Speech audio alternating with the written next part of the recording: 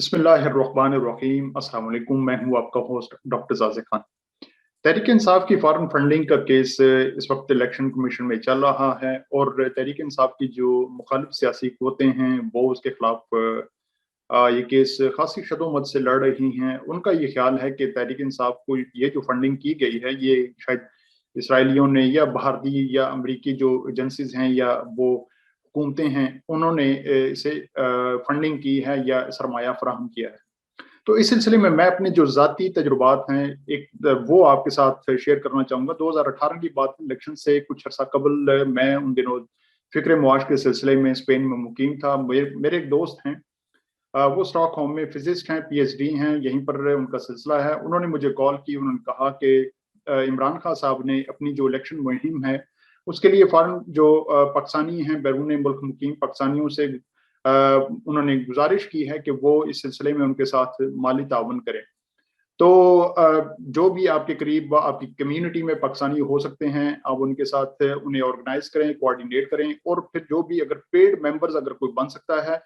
वो इफराद, वो पाकिस्तानी जो तहरीक इंसाफ के एजेंडे से मुतफिक हैं, जो इमरान खान के हमदर्द हैं, उनके हमायती हैं, उनके वोटर्स हैं, वो उनके सपोर्टर्स हैं, तो वो फिर माली जितना भी ताउन हो सकता है वो उसमें करें। फिर जो स्पेन की सतह पर जो कुछ हो सकता था, हम अपनी हक-हलाल की जो मेहनत से वहाँ पर जो अपनी मजदूरी कर रहे थे, उसमें से जितना कंट्रीब्यूशन वहाँ पर हो सकता था या पाकिस्तान की सतह पर हो सकता था, वो हमने किया।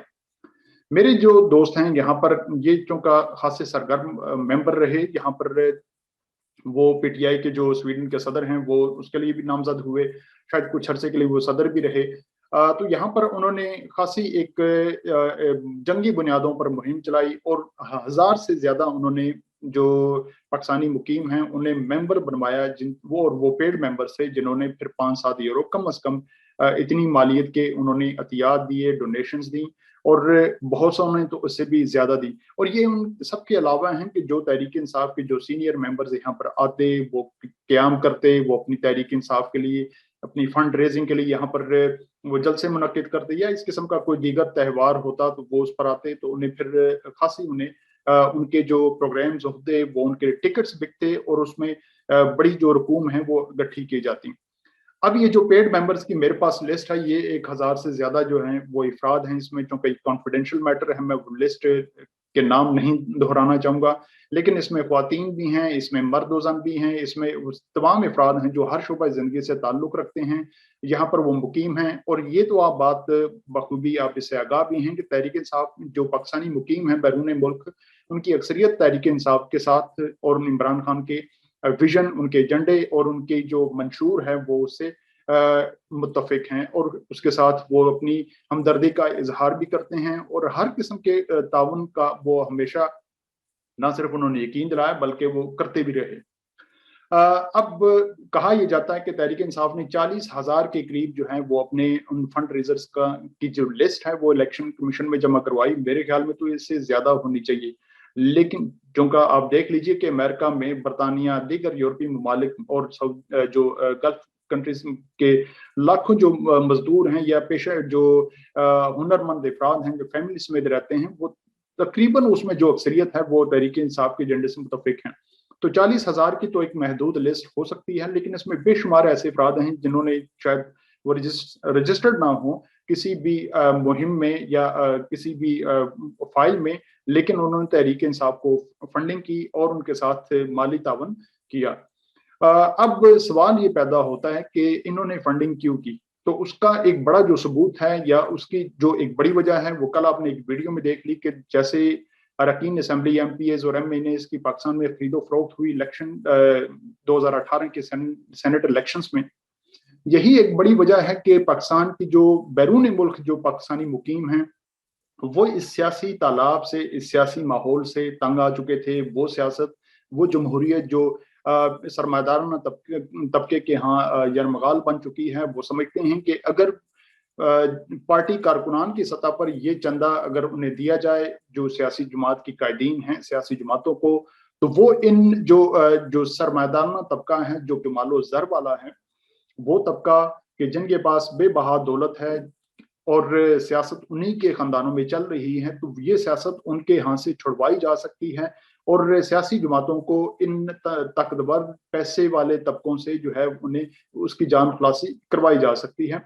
तो यही मकसद था। अब ये एक चैलेंज भी है कि जैसे तहरीक इंसाफ ने तो अपनी 40,000 जो वोटर फंड रेजर्स थे उनकी लिस्ट मुहैया कर दी। क्या किसी और सियासी जमात के कारकुनान में ये अखलाकी जुर्रत होगी कि वो